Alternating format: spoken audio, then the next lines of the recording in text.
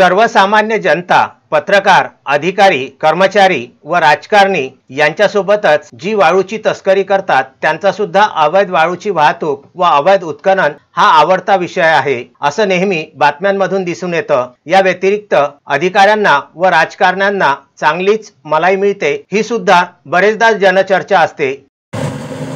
2019च्या विधानसभा निवडणुकीनंतर महाराष्ट्र शासनाने संपूर्ण रेतीचे जे लिलाव होते ते बंद केलेले आहेत, परंतु तरी सुद्धा संपूर्ण महाराष्ट्रामध्ये लोकांची घरे ही बनणं चालूच आहेत। याच्यासोबत शासकीय इमारतींची सुद्धा कामं चालू आहेत, परंतु या शासकीय इमारतींना लागणारं जे रेती आहे ती कुठून येते हे अजूनही समजलेलं नाही आहे। माझ्या मागं आपण पाहू शकता तहसील कार्यालय शेगावची ही एक इमारत बनत आहे। या इमारतीला आतापर्यंत जवळजवळ 50 ते 70 ट्रक रेती जरूर लागली असेल। येथील येणाऱ्या प्रत्येक तहसीलदारांनी जी अवैध रेती वाळूची वाहने आहेत ती वाहने धरून शासनाच्या तिजोरीमध्ये भरपूर असा महसूल जमा केला, परंतु त्या यादीमध्ये ज्या ठेकेदारांनी ही कामं घेतलेली आहेत त्यांच्या एकाही वाहनाचं नाव नाही आहे किंवा नंबर नाही आहे। त्यामुळे हा दुजाभाव येथे दिसून राहिलेला आहे।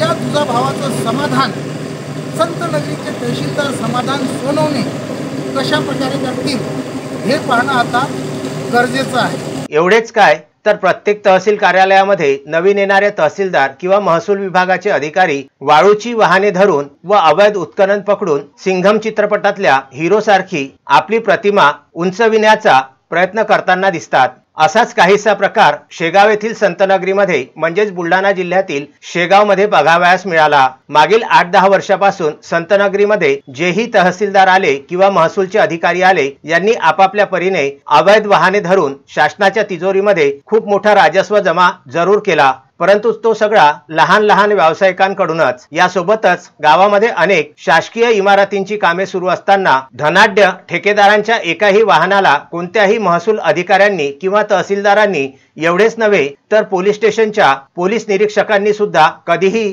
दंड केलेला आजपर्यंत दिसून येत नाही। समुद्रामध्ये ज्या लहान मासळ्या असतात त्यांना धरावं परंतु मगराला पाहावं हा दुजाभाव प्रत्येक तालुक्यामध्ये दिसून येतो। संतनगरीमध्ये सध्या 2 शासकीय इमारतींचे काम सुरू आहे। या दोन्ही इमारतींना जवळजवळ आतापर्यंत 200 ते 250 ट्रक इतकी प्रचंड प्रमाणामध्ये वाळू लागलेली आहे, परंतु याचे जे सर्व ठेकेदार आहेत ते अतिशय मोठे व धनाढ्य असल्या कारणास्तव इतर कोणते कारण आहे यांचं एकही वाहन अजूनपर्यंत शासनाने जमा केलेलं नाही किंवा कुठलाही दंड ठोठावलेला नसल्याचे दिसून येते। अवैधरित्या वाळू मुरुम वाहून नेला अशा प्रकारच्या घटना संतनगरीत घडलेली दिसून येत नाही। या वाहनांवरती साधी क्रमांकाची प्लेट सुद्धा नसते। ही वाहने अतिशय जुनी असतात, त्यामुळे संपूर्ण जनतेच्या मनामध्ये संभ्रम निर्माण होत आहे। या संभ्रमाचं समाधान संतनगरीचे तहसीलदार समाधान सोनवणे कशा प्रकारे करतील याची उत्सुकता संपूर्ण जनतेला लागलेली आहे। महेंद्र मिश्रा,